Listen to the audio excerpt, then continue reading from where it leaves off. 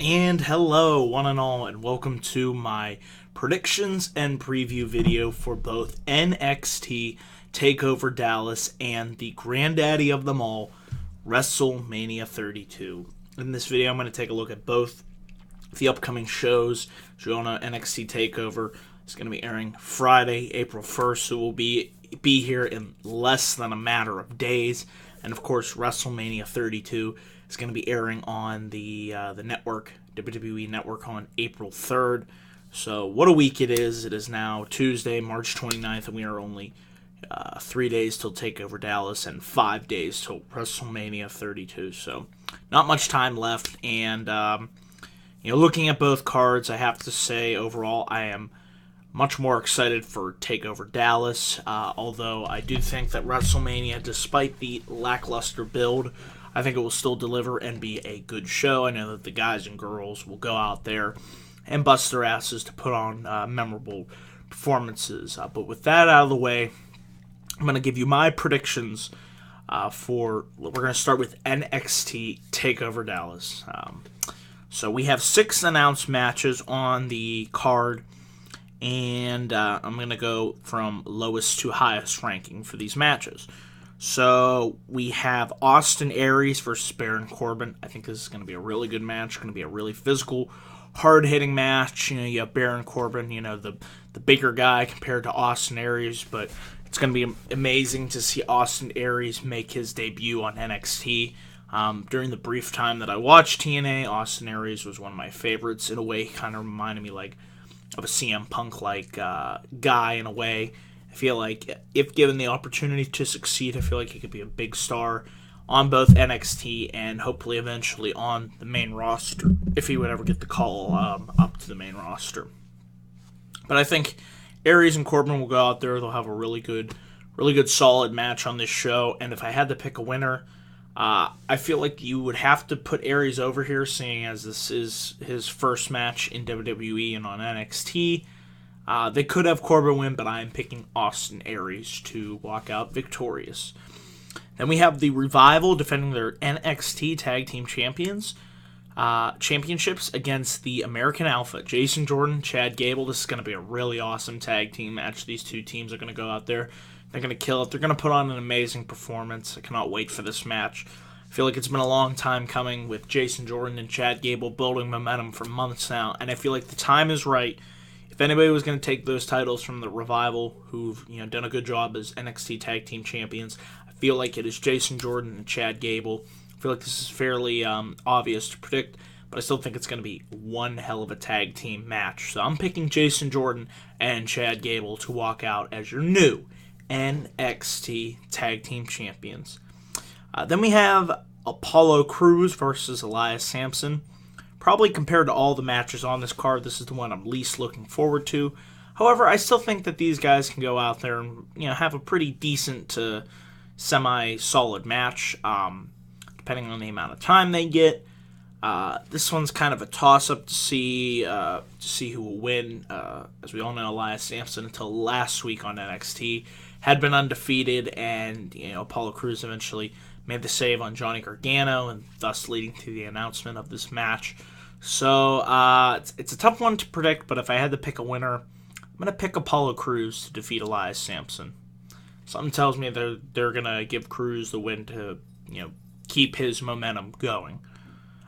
So it should be an alright match. Then we have our I think are the 3 biggest matches on this show that I cannot wait for. We have Sami Zayn making I'm assuming to be his final match on NXT. What better way to go out than to face the debuting Shinsuke Nakamura from New Japan Pro Wrestling. Cannot wait for his arrival. It's going to be surreal to see Nakamura there in a WWE ring. It's been a long time coming. The rumors have been swirling for months now, and it was made official in February. And how awesome it'll be to see that his first opponent will be Sami Zayn, who has really been the standard bearer, the face, quote-unquote, of NXT, really since its inception.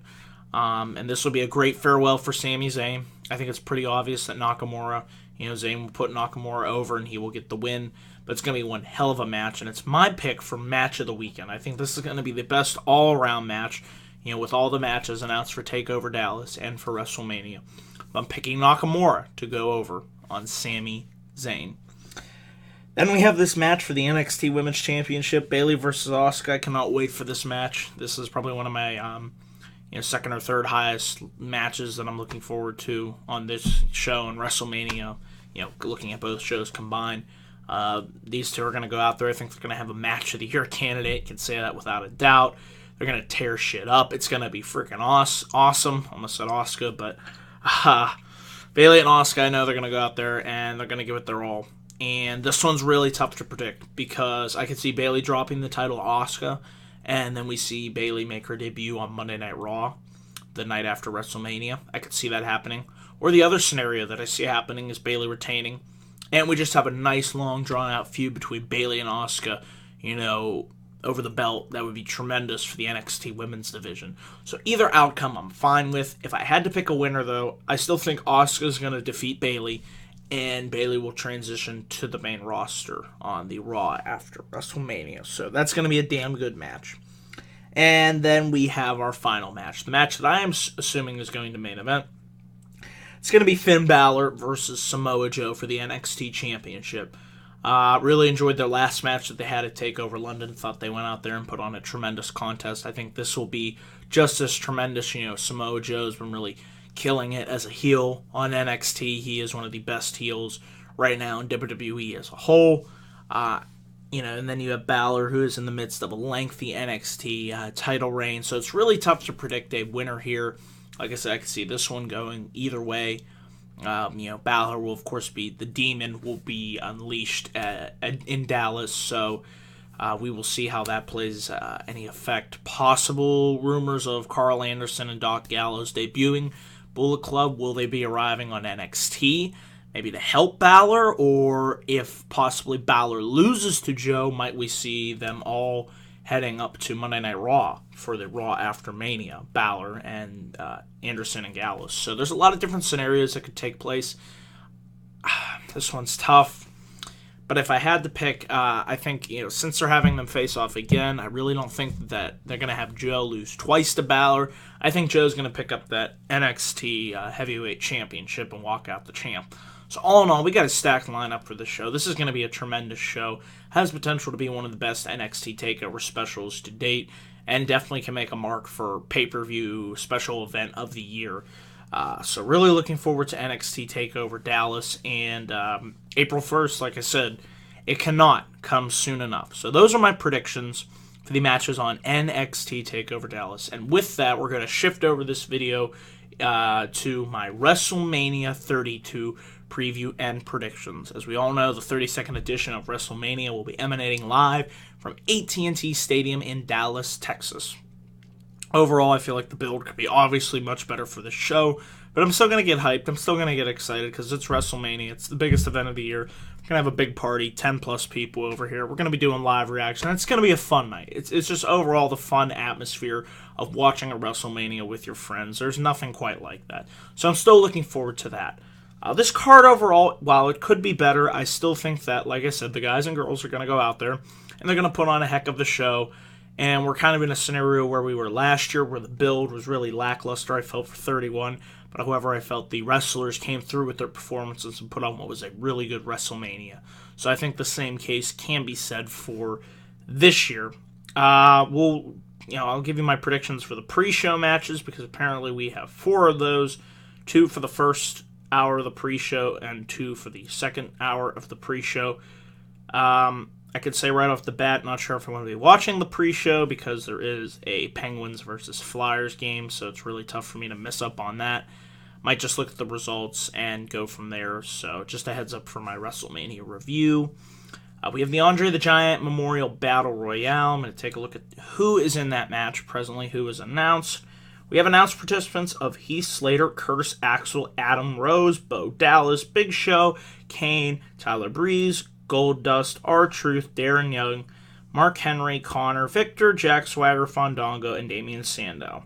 Those are the announced participants. I'm assuming the Wyatt family is going to be in there, and they would be a likely candidate to win this 20-man Battle Royale. So I'm either it's going to be Damian... Yeah, right. It's it's going to be Bray Wyatt or Braun Strowman, or I could see them giving it to Mark Henry as a kind of a retirement, sending away, this will be his last WrestleMania, so why not in his home state? Give him something to go out on. I would like to see Damian Sandow win, but there's no chance in hell of that happening. So, yeah, I'm going to pick either Bray Wyatt, most likely, or Braun Strowman to win the Andre the Giant Battle Royale. And we have the Usos versus the Dudley Boyz. Should be an alright match. Like I said, I really wish they were doing the Fatal 4-Way TLC tag team match, where we're getting 2 separate tag matches instead. Really, I see no reason for the Dudley Boyz not to win this. You recently turned them heel, and if you want to keep their momentum, strong and going, strong forward, if that makes sense the way I'm trying to say that, then you would have them go, beat the Usos. I don't really see a need for the Usos to win here. Like I said, I think it'll be a pretty good match, pretty okay, solid tag team match on the pre-show, and I'm picking the Dudley Boyz to go over on the Usos. Then we have this 10 Diva tag team match. It's Team Total Divas, made up of Brie Bella, Paige, Natalya, Alicia Fox, and Eva Marie, versus Team Bad and Blonde, Naomi, Tamina, Lana, Emma, and Summer Rae. I'm picking Total Divas team to win. Enough said about that match. Then we have the final pre-show match, which is Kalisto and Ryback. Wasn't sure if this match was going to be on the main show or the pre-show. It looks like it's going to end up being on the pre-show. So, not too enamored with this feud. Really feel like this should have been the multi-man ladder match, and we should have got Owens versus Zayn. But enough said about that. The winner of this match, I would hope it would be Kalisto, and they can give him other opponents to work with, and give him, have him have a good run with the U.S. title is what I'm trying to say. And, because this, I don't know, I think it'll be an alright match, but him and Ryback on paper doesn't really sound too appealing, but we'll see what they do. But I'm picking Kalisto to go over and retain his United States Championship. Then we're going to get into the main card. We have 7 matches for the main WrestleMania 32 card. We have AJ Styles versus Chris Jericho in what is apparently just a singles match. Sadly, no stipulation added to this. Still think it'll be a great match. I was just really hoping for the 4th match you would add some type of stipulation on it. Apparently, they're not going to do that. However, I still think that AJ Styles will be the one to walk out with the victory over the Ayatollah of rock and rolla, baby, Chris Jericho. Should be a really good match, though. Then we have the 7-man ladder match for the IC title. I think this will be a good match. The guys are going to go out there and definitely put on a show. Just really feel like it was a missed opportunity, not getting Kevin Owens versus Sami Zayn one-on-one. So we have Kevin Owens defending against Sami Zayn, Dolph Ziggler, Zack Ryder, Sin Cara, The Miz, and Stardust. I'm predicting that Kevin Owens is going to walk out of this as IC champion and hopefully move on to a long-term feud with Sami Zayn over the Intercontinental Championship. I think that could do wonders for the prestige of the IC title, and it could really be a good springtime summer feud that I would like to see culminate. I think at SummerSlam that would be tremendous. So I'm picking KO to walk out, and KO Mania will run wild at WrestleMania. Then we have the New Day taking on the League of Nations in a 3-on-4 handicap match, which is apparently not for the tag team titles. Somebody tell me why. Why isn't this for the titles? It's WrestleMania, grandest stage of them all. So it's just going to be a 4-on-3 handicap match. I think this one is pretty easy to predict. I hope New Day wins, gets that nice win on WrestleMania, grandest stage of them all, and moves on from this feud with the League of Losers. I just really haven't, this feud between New Day and the League of Nations has really done nothing for, I feel, anyone. And I feel like, you give the New Day the win at least. Have them win on WrestleMania, give them that nice victory. And have them move on to feud with the debuting Enzo and Big Cass on the Raw after WrestleMania. We can only hope. We shall see. So I'm predicting New Day to walk out victorious. Then we have the matches that I am most looking forward to. We have the Divas Triple Threat match for the WWE Divas Championship. Charlotte defending against Becky Lynch and Sasha Banks. Give these girls 15 to 20 minutes and it could be a show-stealing match. I cannot wait for this match. This is going to be tremendous. All three women are going to go out there and put on a hell of a performance, show why that they truly were the superior athletes, the superior women on NXT for so long. This is really a toss-up. I can either see Becky or Sasha pulling out the win and beating Charlotte, but if I had to pick, it's tough. It really is tough. I'm going to pick Sasha Banks to walk out as the Divas champion. But don't be surprised if Becky Lynch walks out as, Divas champion. So that'll be a really tremendous match. And then we have what are our three main event matches. We have Dean Ambrose taking on the Beast incarnate Brock Lesnar in a no-holds-barred street fight. This match, I was excited for it the moment they announced it. Really enjoyed the build between Ambrose and Lesnar, with Ambrose employing the use of weapons from legends such as Mick Foley, Chainsaw Charlie, Terry Funk, and, it's going to be a war. It's going to be freaking awesome. I want to see blood. I want to see guts. I want to see the whole, shebang. I want to see a fight, essentially, a no-holds-barred street fight.